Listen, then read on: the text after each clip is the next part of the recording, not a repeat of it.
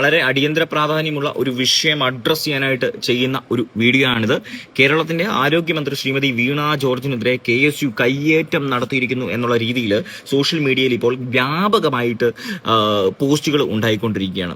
ഞാനൊരു വീഡിയോ കാണുവാനായിട്ടിടയായി. ആദ്യം മുതൽ അവസാനം വരെ, സമരത്തിന്റെ ആദ്യം മുതൽ അവസാനം വരെയുള്ള വീഡിയോ കാണുവാനായിട്ടിടയായി. ആ വീഡിയോ ഞാൻ ഇവിടെ ചേർക്കുന്നുണ്ട്. നിങ്ങൾക്ക് ഈ വീഡിയോ കാണുന്ന കൂടെ അതും കാണാം. ആ സമരത്തിന്റെ ഒരു ഘട്ടത്തിൽ പോലും KSUവിന്റെ പ്രവർത്തകർ, KSUവിന്റെ നേതാക്കളൊന്നും വീണ ജോർജിനടുത്തേക്ക് ചെല്ലുന്നില്ല. പകരം വീണ ജോർജ് സമരക്കാർക്ക് ഇടയിലേക്ക് ഇടിച്ചു ചെല്ലുകയാണ്, അല്ലെങ്കിൽ ഇരച്ചു ചെല്ലുകയാണ്, ചോദ്യം ചെയ്തുകൊണ്ട് വെല്ലുവിളിച്ചുകൊണ്ട് ചെല്ലുകയാണ്.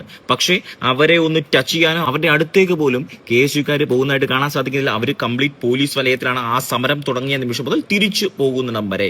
ശ്രീമതി വീണ ജോർജ് മനസ്സിലാക്കേണ്ട ഒരു കാര്യം, നിങ്ങൾ മാധ്യമപ്രവർത്തകയായിട്ടൊക്കെ ഇരുന്ന ഒരാൾ എന്നുള്ള നിലയിൽ ഈ സമരങ്ങളും ഈ പ്രതിഷേധങ്ങളും ഒക്കെ ജനാധിപത്യത്തിന്റെ ഭാഗമാണ്. സമരക്കാരെ വെല്ലുവിളിച്ചുകൊണ്ട് ഇരച്ചു കയറിക്കൊണ്ട് ഒരു സീൻ ക്രിയേറ്റ് ചെയ്തുകൊണ്ട് ആ സീനിന്റെ മറവിൽ PR സൃഷ്ടിച്ചുകൊണ്ട് ആ PR-ന്റെ മറവിൽ വീണ്ടും ആ ഇമേജ് ഒക്കെ ഒന്ന് വെള്ളയാക്കാം എന്ന് ശ്രമിച്ചു കഴിഞ്ഞാൽ അത് വർക്കൗട്ട് ആകില്ല മാഡം. നിങ്ങളെ കസേരയിലിരിക്കാൻ യോഗ്യ അല്ല മാഡം. അതിന്റെ കാര്യം എന്താണെന്ന് മാഡം ഞാൻ ഒരു വട്ടം കൂടെ നിങ്ങളെ ഓർമ്മിപ്പിക്കാം.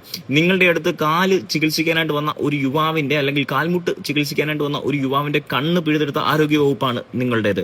ഒരു ഓപ്പറേഷൻ വന്ന സ്ത്രീയുടെ വയറ്റിൽ കത്രിക പെർമനന്റ് ആയിട്ട് സമ്മാനിച്ചു വിട്ട ഒരു വകുപ്പാണ് മന്ത്രി നിങ്ങളുടേത്. നിങ്ങൾ സമരക്കാർക്കിടയിൽ ഇടിച്ചു കയറിയിട്ട് പ്രതിഷേധം സൃഷ്ടിച്ചിട്ട് കയ്യേറ്റം ശ്രമിച്ചു എന്ന് വാർത്തയുണ്ടാക്കിയിട്ട് നിങ്ങളുടെ ഇമേജ് വെള്ള പൂശാൻ ശ്രമിച്ചാൽ അത് നടക്കില്ല മാഡം.